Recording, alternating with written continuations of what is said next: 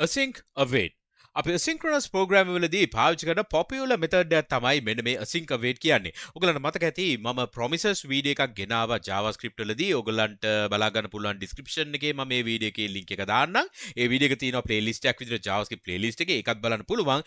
ඒ promises video එකේ මම ඔයගලන්ට කියලා දුන්නා fetch API use කරලා remote server එකේ තියෙන data ටිකක් අපේ website එකට පෙන්වන විදිය. එතකොට මේ කෝඩ් එක අපි ලිව්වා අපි ලියපු කෝඩ් එක ඔයගලන්ට මතකයි නම් promises වලදී අපි then කියලා ඒ විදිහට චේන් කර කර තමයි අපි එක ලිව්වේ. හැබැයි මේ async await ගත්තහම ඒක අපි ලිව්වහම ඒක නිකන් synchronous code style එකට තමයි ඒක පේන්නේ. ඒක ගොඩක් readability අතින් සෑහෙන ලේසි සහ මේක maintain කරන්න එහෙම අපිට ගොඩක් ලේසි. async await කියන්නේ ඒක එච්චරට popular උනේ අන්න ඒ නිසයි. එතකොට React.js වලටත් මේක සෑහෙන පාවිච්චි කරන method එකක්. එහෙනම් අපි මේකටයි වැඩි වෙලා ගන්න. අපි කෙලින්ම යමු වීඩියෝ එකට මේ ගැන ඔක්කොම අපි කතා කරමු.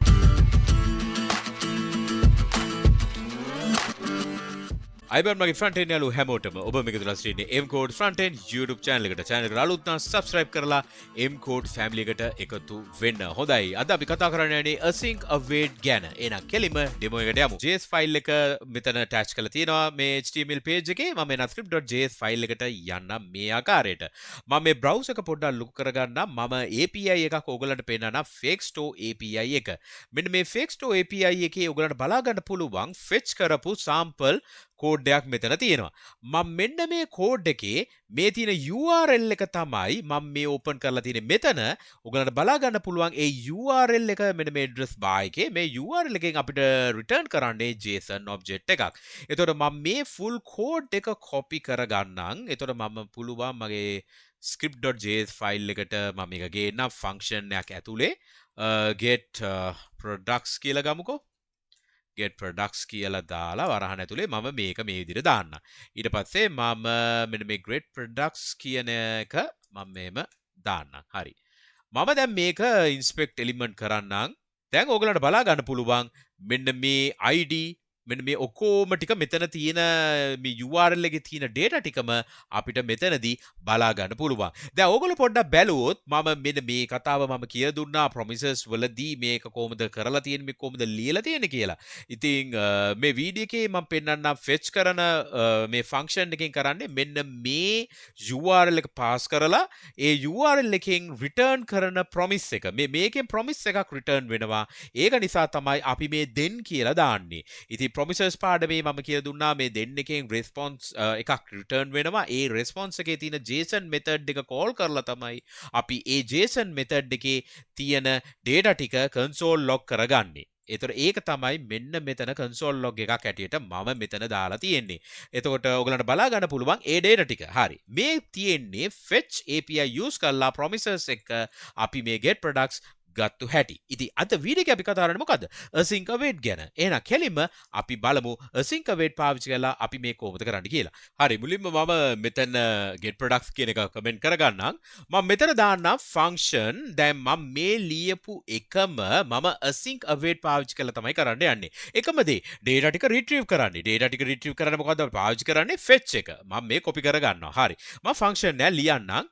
get products අපි වෙන නමක් හැටියට new කියලා දාමු. get products new. හරිද? function එකේ නම. right. then මම මේක මෙහෙම දානවා. fetch. මේකේ කිසි ප්‍රශ්නයක් නැහැ. නමුත් async await මම දැන් මේ ලියපු එක async await විදිහට convert කරගන්න යන්නේ. හොඳට බලා ගන්න මම මේ ලියන්නේ මොකද්ද කියලා.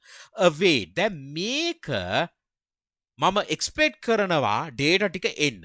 ඔයා හිතන්නේ මට මේ data ටික ඉක්මනට එයි කියලාද? නෑ. එනකන් පොඩ්ඩක් බලාගෙන ඉන්න. බලාගෙන ඉන්න කියන එක තමයි await කියන්නේ. ඒ කියන්නේ බලාපොරොත්තු වෙන්න await. හරිද?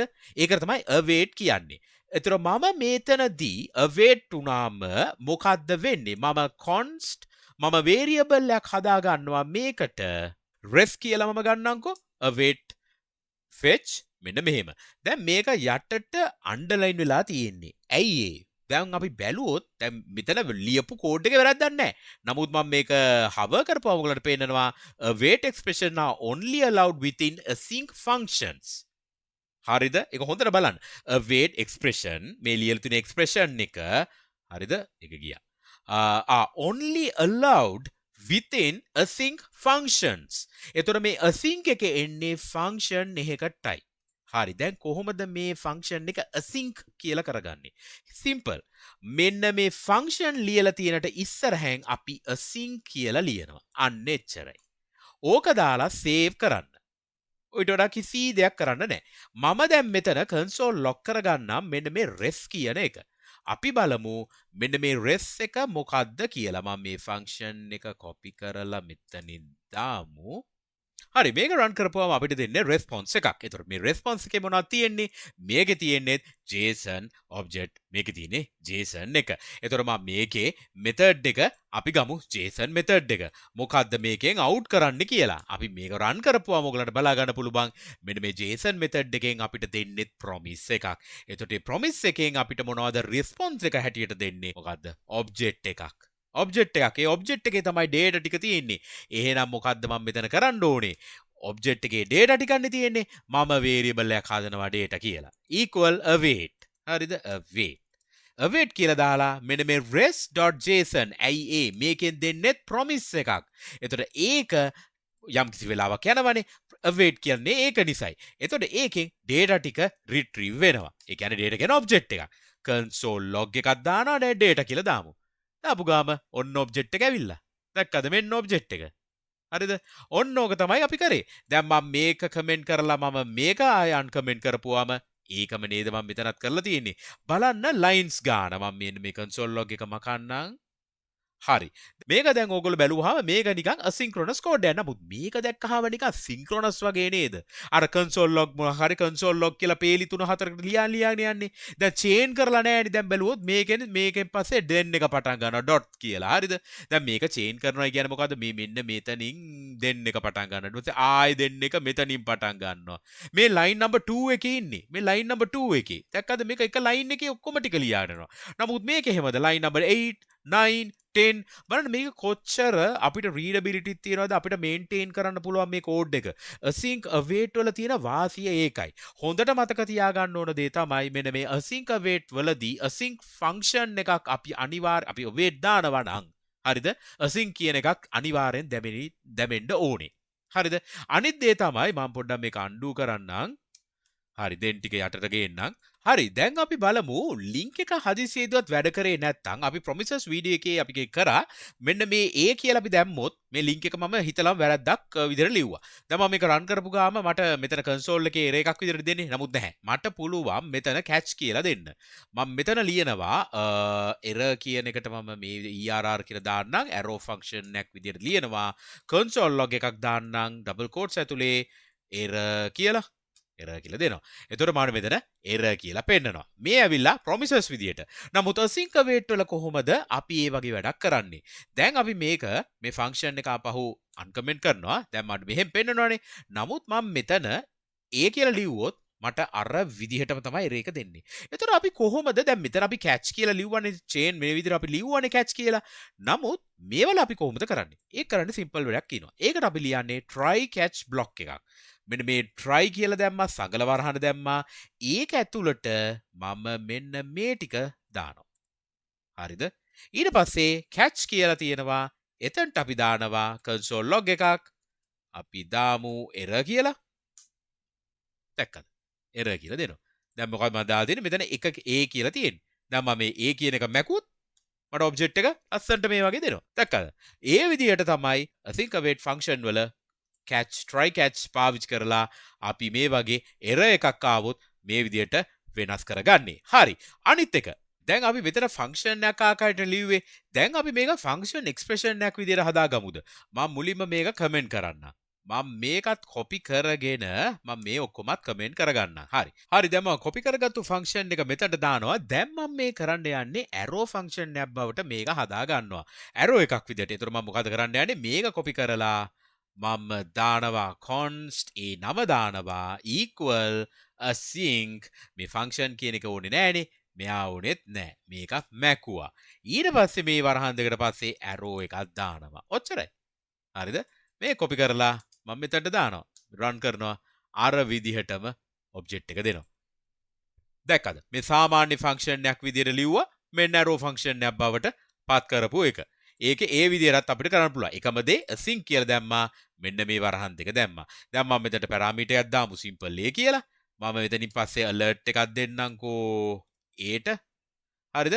මම මෙතන get products එකට මම දාන්නම් MCodes කියලා. MCodes කියලා. හරිද? run කරනවා. MCodes කියලා මට alert එකක් දෙනවා. මේ object එකත් දෙනවා ලස්සන්ට. දැක්කද? මේ ආකාරයට තමයි කරන්නේ. ඔන්න ඔය ටික තමයි අපිට async await පාවිච්චි කරලා මේ වැඩේ කරගන්නේ. මේ වැඩේ කියන්නේ asynchronous function එකක් කොහොමද run කරගන්නේ async await පාවිච්චි කරලා. ඇත්තටම මේ code එක අපි වැළුවොත් අපි පොඩ්ඩක් මේක expand කරගමු. හරි. මෙතන තියෙන මොනවද? මේ async await කියන එකේ අපි කරේ මොකද්ද? මේ code එක async function එකක් බවට පත් කරගත්තා.